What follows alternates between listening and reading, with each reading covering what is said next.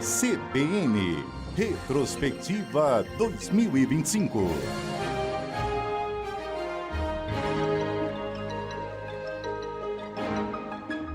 Ao longo de 2025, Lula enfrentou dificuldades na área econômica, de derrotas na tentativa de arrecadar mais e conter o déficit, até o tarifaço imposto pelo presidente dos Estados Unidos, Donald Trump.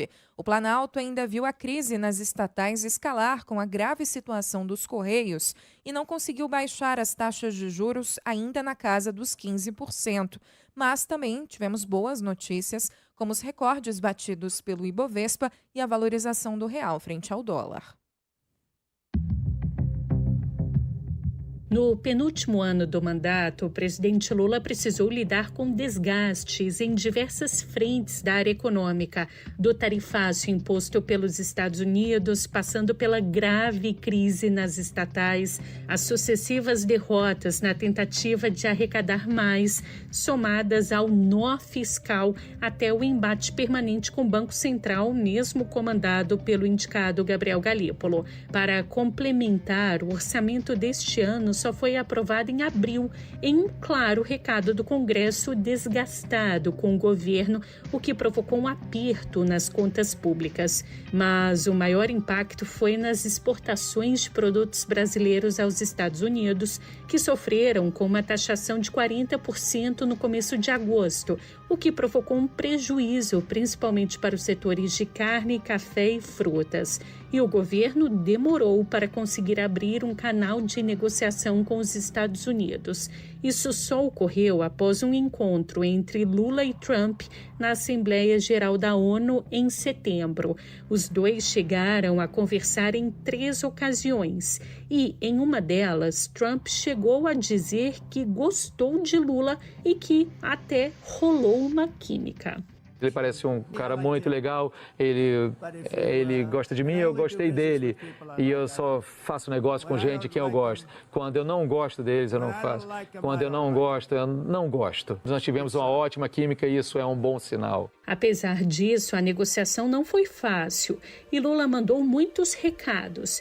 Em um deles, disse que não ia se humilhar para Donald Trump. Um presidente da República não pode ficar se humilhando para outro. Ele tinha falado um dia anterior, numa entrevista à imprensa brasileira, perguntaram, você vai conversar com o Lula? Agora não. Eu não tenho por que ligar para o presidente Trump, porque nas cartas que ele mandou e nas decisões, ele não fala em nenhum momento em negociação. O que ele faz é novas ameaças. Em novembro, o governo conseguiu um alívio com a decisão de Trump de tirar os 40% em cima de produtos como carne, café e frutas. Mas o tarifaço sobre outros itens, como o aço e o alumínio, ainda está valendo. No cenário interno, o governo enfrentou uma das maiores derrotas. Viu o Congresso derrubar a medida provisória do IOF, que elevaria a arrecadação para reduzir o déficit das contas públicas. Como alternativa, o governo apostou em outras 2 propostas, uma de controle de gastos públicos e a outra prevendo a taxação das bets e fintechs.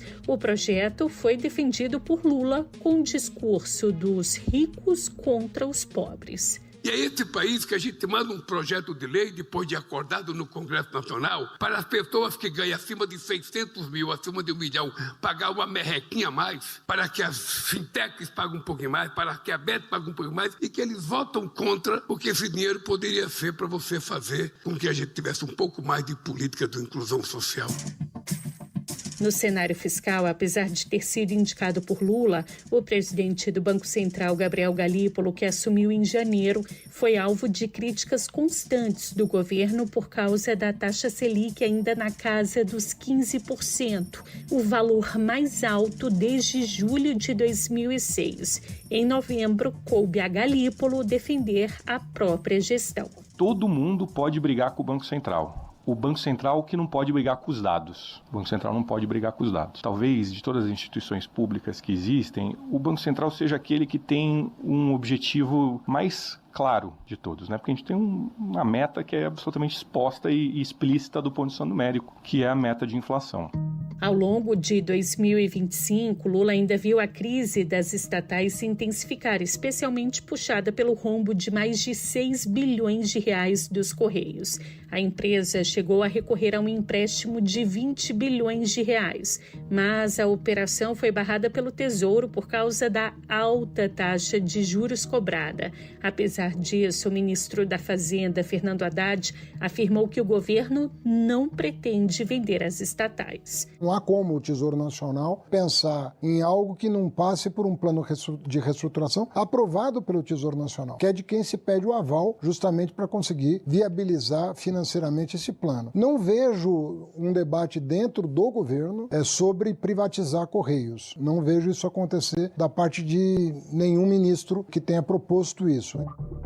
Já o Banco Master foi alvo de uma mega operação em um escândalo que envolveu também o BRB e levou o CEO do Master, o Daniel Furcaro, para a cadeia por alguns dias. Quem também foi preso foi Sidney Oliveira, investigado num sofisticado esquema de corrupção envolvendo auditores fiscais da Fazenda Paulista. No saldo do mercado financeiro, a Bolsa Brasileira fecha o ano com bons motivos para comemorar os recordes. O real se destacou como uma das moedas que mais se valorizaram globalmente frente ao dólar.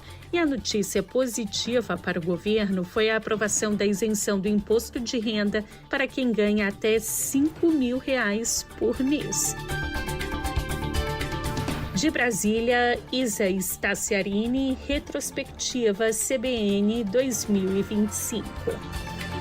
Neste período, o Jornal da CBN está apresentando essa série com fatos que marcaram o ano de 2025. A cada dia, trazemos um tema diferente